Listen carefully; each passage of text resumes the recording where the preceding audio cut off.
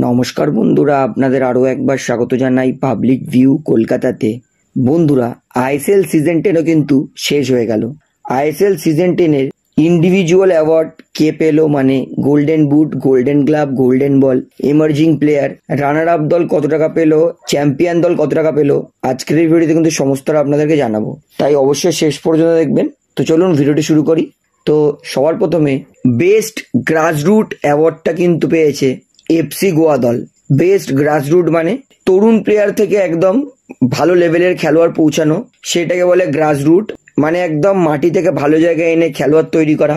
Best elite youth award পেয়েছে Bengaluru FC দল। যেহেতু বেঙ্গালুরু এফসি দলের এলিট টিম ভালো, মানে তরুণ টিম ভালো, সেই জন্য কিন্তু বেঙ্গালুরু এফসি বেস্ট এলিট অ্যাওয়ার্ডটা পেয়েছে।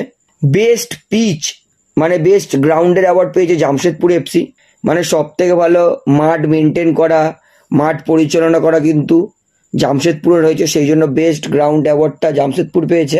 এমার্জিং প্লেয়ার অফ দ্য ইয়ারের অ্যাওয়ার্ডটা পেয়েছে বিক্রম প্রতাপ সিং।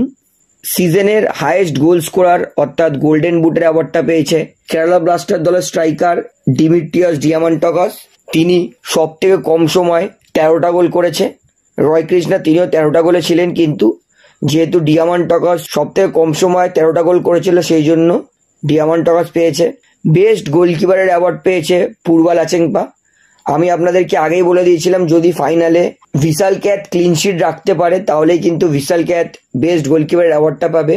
যেহেতু ফাইনালে ভিশাল ক্যাথ ক্লিনশিট রাখতে পারেনি, তাই 9টা ক্লিনশিট সব থেকে কম সময় নেওয়ার কারণে মুম্বাই সিটি এফসির পূর্বাল আচেংপা বেস্ট গোলকিপার অর্থাৎ গোল্ডেন গ্লাভের অ্যাওয়ার্ডটা পেয়েছে। আইএসএল এর সেরা প্লেয়ার অর্থাৎ প্লেয়ার অফ দ্য টুর্নামেন্ট তার অ্যাওয়ার্ড পেয়েছে ডিমিট্রি পেড্রাটস অর্থাৎ গোল্ডেন বল। আমি আগেই বলেছিলাম, যেহেতু মোহনবাগান লিগ চ্যাম্পিয়ন হয়েছে এবং তাছাড়াও ডিমি পেড্রাটসের কিন্তু গোল কন্ট্রিবিউশন অনেক, হাইয়েস্ট চান্স ক্রিয়েটও ডিমি পেড্রাটস করেছে, সেই জন্য গোল্ডেন বলের অ্যাওয়ার্ডটা কিন্তু ডিমি পেড্রাটস পেয়েছে।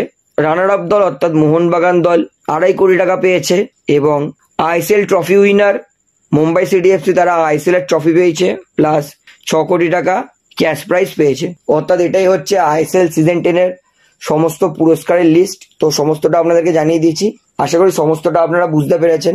তো ভিডিওটা এখানে শেষ করছি। ভিডিওটি ভালো লাগলে অবশ্যই লাইক করুন, কমেন্ট করুন, শেয়ার করুন, এবং বন্ধুরা চ্যানেলটি যারা নতুন আছেন সবাইকে একটা অনুরোধ করবো, তারা অবশ্যই পাবলিক ভিউ কলকাতা এই চ্যানেলটিকে সাবস্ক্রাইব করে বেল আইকন প্রেস করে অল করে রাখবেন। ধন্যবাদ।